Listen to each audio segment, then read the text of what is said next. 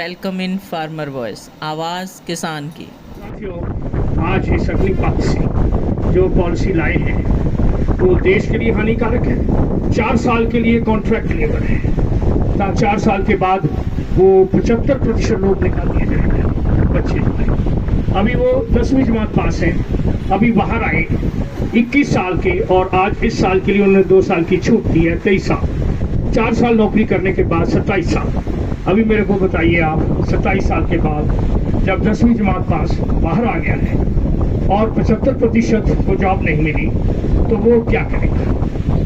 आप सब सोचिए। अगर वो पढ़ाई भी करता है इस उम्र में, क्या वो 27 साल का स्कूल या कॉलेज में जाएगा और फिर आज नौकरी ढूंढेगा? तो ऐसा आपने देखा कि आज एक पियोन की पोस्ट के लिए ग्रेजुएट और एमए जाते हैं, अपने कितनी भर्ते हैं अपने पास, और फिर भी नहीं। क्यों?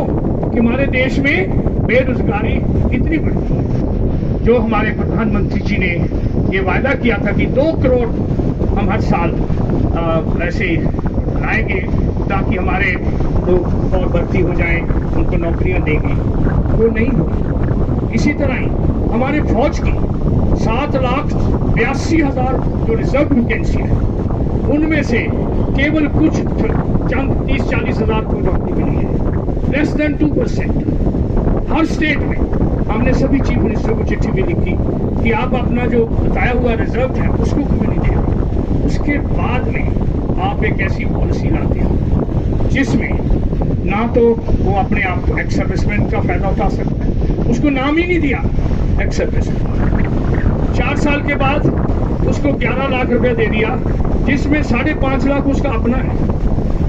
जब उसको रखा उसको केवल 21,000 रुपया दिया महीने का, जबकि एक सिपाही जो भर्ती होता है उसकी शुरू में तनख्वाह 50 साल से। तो साथियों, ये पॉलिसी जो है ये हमारे देश के जो ताकत है, फौजी ताकत, उसको ये कमजोर करेगी अगर ये चलती रही। और 20 साल के बाद हमारी फौज आधी रह जाएगी। आज 15 लाख की फौज है, उससे भी ऊपर वो 7 लाख से कुछ रह जाएगी। फिर सरकार ने बोला कि हमने पेंशन का बजट कम करना है। भाई बजट कम नहीं होगा। वो 20 साल तक जब तक वो चल रहा है उनको पुरानी पेंशन मिलती रहेगी, वो बजट कम नहीं हुआ। उसके अलावा सरकार के ऊपर ये जो अग्निवीर आ जाएंगे उनको 11 लाख इंटू 46,000, अगर 60,000 भर्ती करते हैं और ऐड करना पड़ेगा। तो जो सरकार बता रही है कि हम पेंशन बजट को कम करेंगे, 20 साल तक ये बजट बढ़ेगा, कम नहीं होने। उम्र बहुत कम है, इस हालत में भी उम्र कम नहीं होने वाली, क्योंकि सिपाही को सिर्फ नौकरी दे रही है, बाकी रैंक के ऊपर ये अग्निपथ नहीं है, ऑफिसर साहबान के लिए नहीं है। दूसरी जो नौकरियां हैं, सर्विसेज हैं, उनमें भी नहीं लाए। आपके सारे जितने भी सर्विसेज हैं, अरे उनको भी तो देखो। हमारे मेंबर पार्लियामेंट हैं, वो भी आ सकते हैं 2, 3, 4, 5, 6 बार इलेक्ट होकर, उनके लिए भी वादा कर दो ना। अगर कोई पॉलिसी लाओ तो देश प्रेमी पॉलिसी होनी चाहिए, देश शक्ति बढ़ानी चाहिए। हमें थोड़े दिन पहले हम पढ़ रहे थे कि दुनिया से 123 देशों में हमारे देश के सिपाहियों ने भाग लिया। हर जगह पे वो देश हमारे हिंदुस्तान के फौजियों की मूर्ति लगा रहे थे। तो ये है हिंदुस्तान की फौज। आज मैं भावुक हो गया। आप सबसे पहला, मैं 4वीं जमात में पढ़ता था अमृतसर। एक छोटी सी कविता थी जिसका नाम था सिपाही का दिल। वो मेरे थोड़े से 2-3 लाइनें याद हैं, मैं आपसे शेयर करूं सिर्फ इसलिए। अरे मेरे देश के सरकारों, मेरी इस फौज को और देश की शक्ति को कमजोर मत करो। ऐसी पॉलिसियां लाओ जो देश की ताकत को आगे बढ़ाए, ताकि पूरी दुनिया में आपकी ताकत, ऐसा हमारा होना चाहिए। तो ये क्या 2 लाइनें कविता की हैं, वो है कि एक नौजवान फौजी 25 साल का हो जाता है तो उसके माँ बाप उसको कहते हैं कि बेटा घर आओ, हम तुम्हारी शादी करेंगे।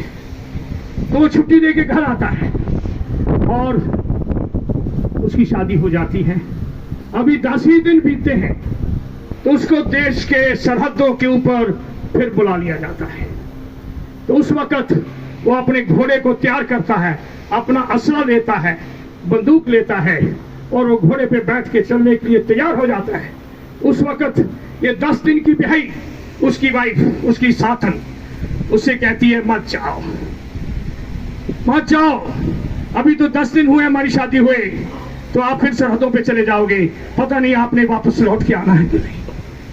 उस वक्त वो कहता है वागा छड़ दे हंजुआ वालिए नी ते पैर तरन दे मैनू रकाब उते, मेरे देश से बनिया पीड़ पारी ते बारी टुट पे सोने पंजाब नी सरू वर्गी जवानी में फूकनी है जे बूंद बह गए और गुलाब होते। दिस इज व्हाट वो कह रहा है उसको। पर वो कहता है अरे मेरा क्या होगा, आप मेरे को अकेले छोड़ के जा रहे हो, तो उस वक्त क्या जंग में मेरे को याद रखोगे। तो वो फिर 2 लाइनें बोलता है, विच जंग दे गोरी मैं चले आवा पर रखांगा तेरा ख्याल गोरी, दूरों आंदे तोपां दे धुएं नू समझांगा तेरे कुंगराले वाल गोरी। ये कह रहा हूं भी तू मेरे को जाने दे मेरी साथन, मैं देश का सिपाही हूं, मेरे को सरहदों पे देश का महफूज रखना है, मेरे को जाने दीजिए। अच्छा जा मेरे गबरू, जा घोड़े को टांग मारो ले जा, लेकिन मेरे लिए आखिरी कुछ पैगाम ले जा। फिर वो कहता है नीचे मैं जीऊंदा जागदा परत आया, नीचे मैं जीऊंदा जागदा परत आया, रख साईं दी मैनू बुला छड़ी, नहीं ते पुत जद मेरा जवान होया ते तलवार मेरी उस हाथ पड़ा छड़ी। ये सिपाही का दिन है, पुष्ट और पुष्ट हम फौज में भेजते हैं कि देश की सरहदों को महफूज रखिए। इस पॉलिसी से ये नष्ट हो जाएगा। और साथियों, सभी मेरी मातृशक्ति, आप सब यहां बैठे हुए इस पॉलिसी को वापस कराने के लिए एम्बेसडर बन जाओ, राजदूत।